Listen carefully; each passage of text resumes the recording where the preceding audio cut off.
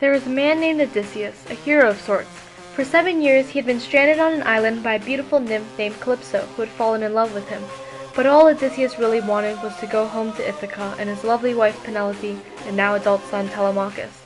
While Odysseus was gone, a mob of suitors had begun devouring his castle in Ithaca and demanding that Penelope pick one of them to marry and become the new king. Telemachus is not happy with this, but is helpless to stop them.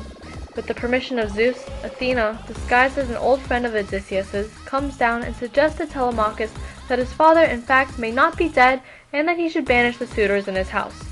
So Telemachus calls an assembly to order the suitors to leave. However, the suitors merely ridicule Telemachus and disregard him. In response, Telemachus, with the help of Athena, secretly assembles a loyal crew, obtains a ship, and sets off to Pylos in search of his father. When he arrives at Pylos, Telemachus approaches Nestor, the king of Pylos, to ask about Odysseus. Nestor recounts that after the fall of Troy, Menelaus set sail for Greece immediately, while Agamemnon decided to wait a day. Nestor went with Menelaus, and Odysseus stayed with Agamemnon.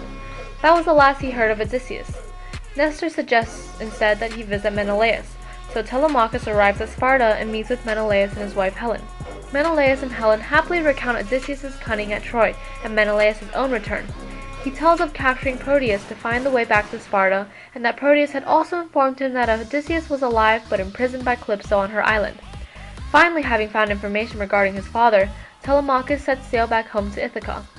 Meanwhile at Ithaca, the suitors find out Telemachus went to search for his father, and becoming angry, they prepare to ambush him when he returns. Up in the world of the gods, Athena convinces Zeus to help Odysseus, so Zeus sends Hermes to tell Calypso that she needs to let Odysseus leave. So Odysseus finally sets off for home. Poseidon sees this and realizes that Odysseus is escaping, so he angrily stirs up a storm to try and drown him. Fortunately, a goddess shows up and gives Odysseus a veil to keep him safe. With the help of the veil, Odysseus manages to swim upon the shores of Phaeacia and passes out.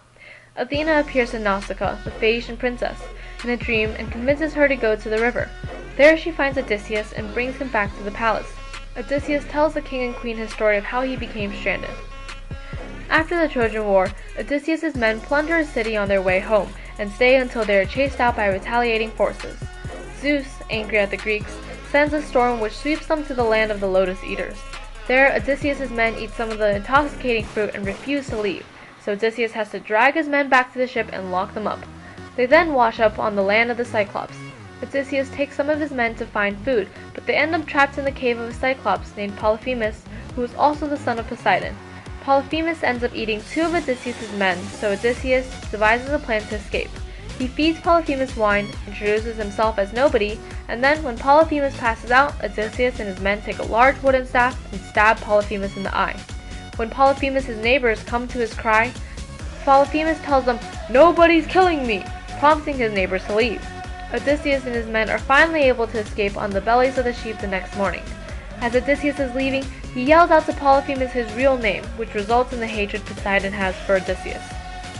After leaving the island of the Cyclops, Odysseus and his men land on the Aeolian island, where Aeolus, the ruler of the winds, gives Odysseus a bag of wind to help him get back home. They set sail again and are within sight of Ithaca when Odysseus' crew think that the bag Aeolus gave Odysseus is a bag of gold, so they tear open the bag and the resulting hurricane sends them back to Aeola. But Aeolus won't help them this time, so Odysseus and his crew row to the land of the Laestrygonians, which is populated by cannibal giants. When they start eating a majority of Odysseus' crew, the survivors get out of there as fast as humanly possible. From there, Odysseus and his dwindling numbers come to Aea, where the witch goddess Circe lives. Circe drugs some of Odysseus' men and then decides to turn them into pigs.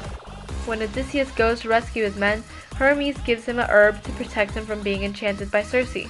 Odysseus successfully forces Circe to turn his men back to their human forms, and then proceeds to become Circe's lover. A year later, Odysseus and his men finally decide that they should set sail for Ithaca again, and Circe tells them that they have to go to Hades and speak with Tiresias, who can tell them how to get home. So Odysseus and his men travel to the river of Ocean, where they perform a ritual to attract the souls of the dead. He speaks to Tiresias, who warns him not to touch Helios' cows on the land of Thrinacia. Then Odysseus calls other spirits toward him, speaking with his mother and other Greek heroes. Odysseus and his men sail back to Aea, where Circe helps map out his journey back to Ithaca. First, they come upon the island of the Sirens. The crew block their ears with beeswax and ties Odysseus up. Once they pass the Sirens, Odysseus and his men navigate the narrow strait between Charybdis and Scylla. Odysseus sails tightly along Scylla's lair, and as they are staring at Charybdis on the other side, Scylla's head swoops down and eats 6 of Odysseus' men. Odysseus next arrives at Thrinacia, and a storm strands them there for a month. The food Circe gave them runs out, so, while Odysseus is asleep, his crew slaughter one of Helios' cows despite what Tiresias told them. So when they set sail from Thrinacia, Zeus creates another storm and only Odysseus survives. The storm then sweeps Odysseus back to Charybdis, and after narrowly escaping Charybdis, Odysseus washes up on Calypso's island. And so Odysseus finishes telling his story. After hearing this, the king of Phaeacia offers him a ship and crew to get him back to Ithaca, along with many gifts to bring back home. Odysseus sets sail as the sun goes down and sleeps through the whole night as the Phaeacian crew sails him back home to Ithaca. Finally, after 10 years of fighting at Troy and another 10 years of sailing the sea, Odysseus manages to safely arrive home.